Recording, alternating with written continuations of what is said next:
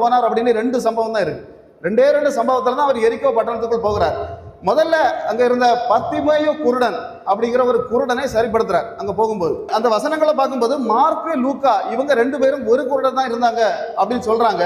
ஆனா மத்தேயு மட்டும் சொல்றாரு இல்ல, அந்த இடத்துல பத்திமேயு குருடனை தவிர இன்னொரு குருடனும் இருந்தான் அப்படின்னு சொல்றாரு. அப்ப அதுக்கு கீழே பாத்தீங்கன்னா 2வது முறையாக எரிக்கோவுக்கு எதுக்கு போகிறார் அப்படின்னா, சகேயு அந்த இடத்துல போகும்போது சகேயு மரத்துக்கு மேல இருக்கிறான்.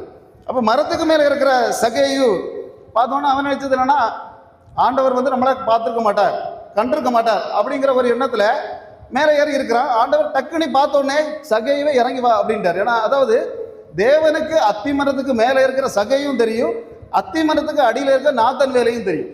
அவருக்கு அப்படி, அதாவது வேதாங்கத்தை போட்டது அவருக்கு 7 கண்கள் அப்படின்னு. 7 கண்கள்னா நீங்க நினைச்சிடக்கூடாது அங்கங்கே ஒவ்வொரு கண்களெல்லாம் இருக்கும் போல இருக்குன்னு, அப்படி இல்லை. ஆனால் தேவன் தெளிவாக பார்வை உடையவர். அப்ப பார்த்தார், பார்த்த உடனே